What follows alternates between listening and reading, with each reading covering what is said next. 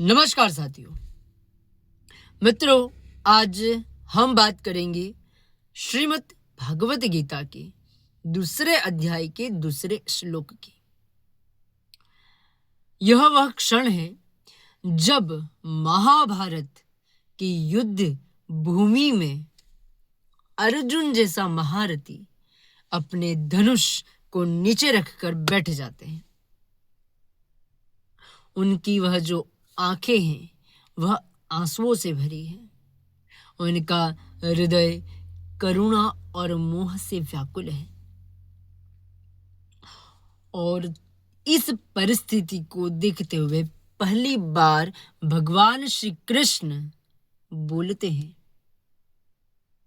क्या बोलते हैं? कुतस्त्वा कश्मलमिदं विश्व में समुपस्थितम् अनार्जुष्टं स्वर्गं कीर्ति कर्मर्जुन। अर्थात भगवान श्री कृष्ण ने अर्जुन को कहा कि हे अर्जुन, यह मोह और कायरता तुझमें इस कठिन समय पर क्यों उत्पन्न हो गई है? यह तेरे जैसे श्रेष्ठ पुरुष के योग्य नहीं है। इससे तुझे ना ही स्वर्ग मिलेगा, ना ही तुझे यश की प्राप्ति होगी, केवल और केवल अपयश ही मिलेगा। जरा एक क्षण के लिए सोचिए मित्रों कि वह कुरुक्षेत्र का मैदान एक बहुत ही निर्णायक युद्ध के लिए तैयार हो चुका है। वह युद्ध भूमि वीरों से सज चुकी है।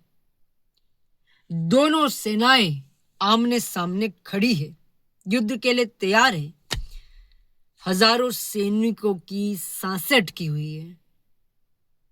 हर एक व्यक्ति की निगाहें अर्जुन पर टिकी है।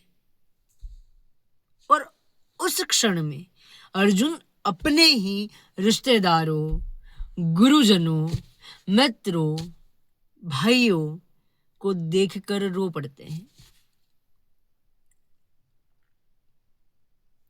वे सोचते हैं कि मैं इन्हें कैसे मार सकता हूं।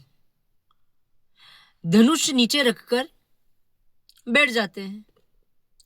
यह जो परिस्थिति है, यहां इसी परिस्थिति को कश्मलम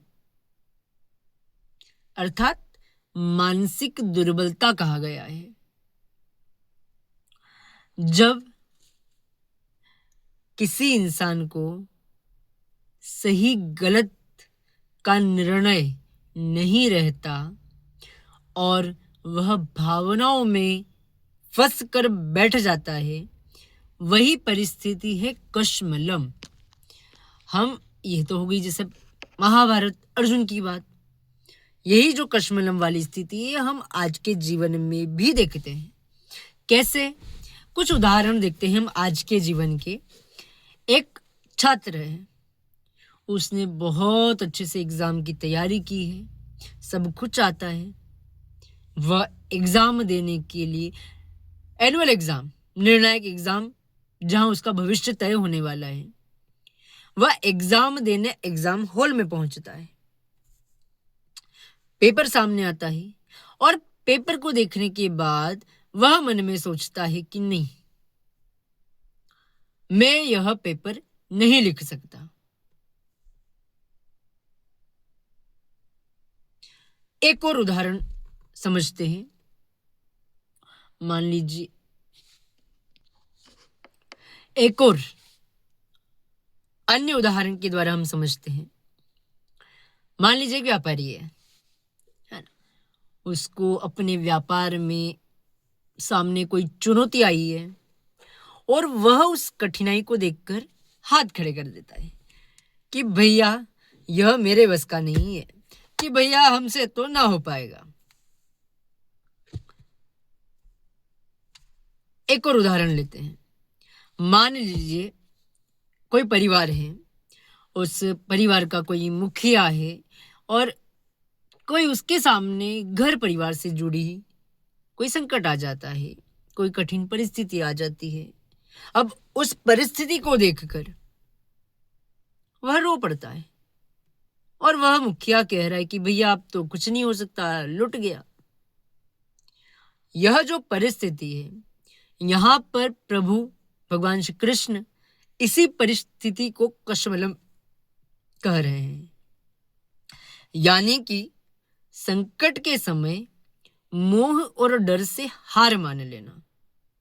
यहां भगवान कहते हैं कि हे अर्जुन, यह तेरे जैसे श्रेष्ठ पुरुष के योग्य लक्षण तो नहीं है। और आज की अगर भाषा में हम बोलें तो be brave don't quite, be brave don't quite, ऐसा भगवान श्री कृष्ण कहना चाह रहे हैं।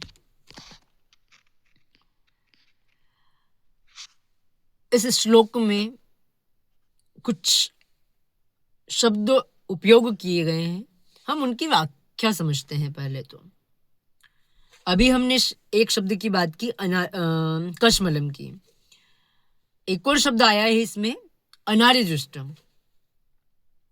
अनार्यजुष्टम इसका अर्थ है यह आचरण किसी महान व्यक्ति को शोभा नहीं देता।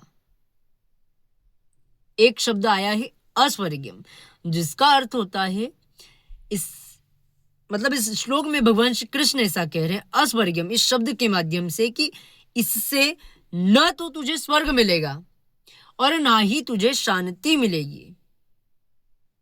एक शब्द आया है अकीर्तिकरम। इस अकीर्तिकरम शब्द के माध्यम से भगवान श्री कृष्ण कहते हैं कि तेरी कीर्ति नष्ट हो जाएगी। अब मित्रों सोचिए, कल्पना कीजिए, अगर अर्जुन युद्ध छोड़ देते तो लोग क्या कहते? देखो भैया, ये है अर्जुन, ये है वह महान योद्धा अर्जुन जो डरकर भाग गया। यही अपकीर्ति, यही बदनामी मृत्यु से भी बड़ी होती है। यहां पर इस श्लोक के माध्यम से भगवान श्री कृष्ण हमें बहुत ही गूढ़ रहस्य बताते हैं, एक आध्यात्मिक ज्ञान की ओर ले जाते हैं। यह श्लोक हमें बताता है कि कठिन समय में भावनाओं से टूटना तो स्वाभाविक है, इंसान है, भावनाएं हैं, उससे टूट जाना स्वाभाविक है। लेकिन वहां होती है इंसान की असली परीक्षा। यहां पर एक व्यक्ति को मोह से ऊपर उठना है, डर से लड़ना है और अपने कर्तव्य को निभाना है। क्योंकि मित्रों, भागने से ना ही स्वर्ग मिलता है, ना ही शांति मिलती है, किंतु साहस से सामना करने पर विजय और कीर्ति मिलती है। विजय ना भी मिली तो मन में एक संतोष होता है कि हमने एक योद्धा की भांति साहस से उस परिस्थिति से युद्ध किया, उस परिस्थिति का सामना किया। हमें औरों की नजरों में एक सम्मान बना रहेगा, हमारे मन में संतोष रहेगा कि हम कायर की तरह भागे नहीं। इसलिए मित्रों, जीवन में जब भी कठिनाई आए, आंखें बंद कीजिए, खुद से बस एक सवाल पूछिए कि क्या मैं अर्जुन की तरह रो रहा हूं, या मैं भगवान श्री कृष्ण की तरह खड़ा होकर कहूंगा खुद को कि उठो, यह तुम्हारा धर्म है, यह तुम्हारा कर्तव्य है, आओ इस परिस्थिति का सामना करो। यही है गीता का संदेश। यही है भगवत गीता के अध्याय 2 के दूसरे श्लोक की गहराई, और यही है गीता के माध्यम से जीवन जीने का तरीका। जय श्री कृष्ण।